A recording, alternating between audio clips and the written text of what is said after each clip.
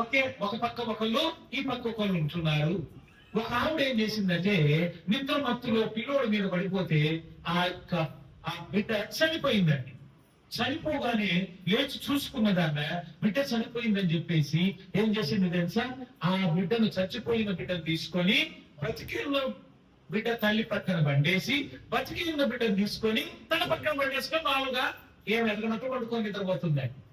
ఉదయకాలం లేచి చూడగానే ఈ బ్రతికి ఉన్న బిడ్డ తల్లి చూసుకుంటే ఇది నా బిడ్డ కాదే, ఏది బిడ్డ ఈ విధంగా ఉంది అని చెప్పి పక్క బిడ్డను చూస్తే ఆ బిడ్డ నాది అని చెప్తే వారిద్దరికి అక్కడ జరగడం లేదు. చనిపోయింది నీది, బ్రతికింది నాది అంటది చనిపోయిన బిడ్డ తల్లి. బ్రతికిన బిడ్డ తల్లి ఏమంటది?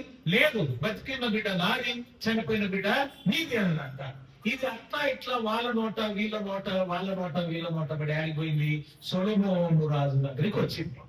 గమనించండి, దేవుడి జ్ఞానం ఎట్లుంటుందో మీరు గ్రహించుకోవాలి. వచ్చిన తర్వాత మరి ఎవరైనా కానీ దాన్ని పరీక్ష చేయాలి అంటే అవును కాదా? ఇప్పుడంటే డిఎన్ఏ పరీక్ష అంట, రక్త పరీక్షలు ఇవన్నీ చేసి దాని ఒక నెల వెయిట్ చేయాలన్నమాట. అవును కాదా? అప్పుడు అట్లా కాదు. అర్థమైందా?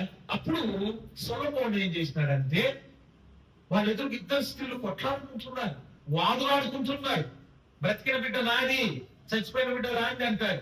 చనిపోయిన బిడ్డ తల్లి, మరి బ్రతికిన బిడ్డ తల్లి లేదు లేదు, చనిపోయిన బిడ్డ ఆవిడది, బ్రతికిన బిడ్డ నాది అని అంటారు. అప్పుడు సొలొమోనుకు దేవుడు ఇచ్చిన జ్ఞానం ఏం తెలుసా?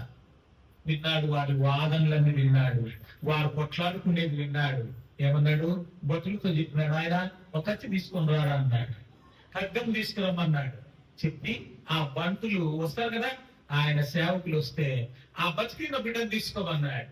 బతికిన బిడ్డను తీసుకొని 2 ముక్కలు చేసి ఒక ముక్క ఆమెకి ఒక ముక్క ఈమెకి అన్నాడు. అర్థమైందా? ఏమన్నాడు? బ్రతికి ఉన్న బిడ్డను 2 భాగాలు చేయి, ఒక భాగం ఈవుడికి ఒక భాగం ఆవిడికి. చచ్చిపోయిన బిడ్డ తల్లి ఏమన్నా కరెక్ట్ కరెక్ట్, నువ్వు చెప్పేది కరెక్ట్ రాజా అని అంటుంది. కానీ బ్రతికి ఉన్న తల్లి ఏమన్నది తెలుసా?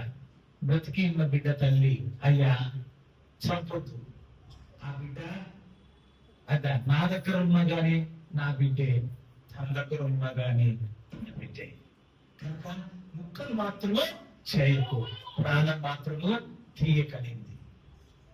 అప్పుడు సొలొమోను ఏం చేసినా చెప్పండి?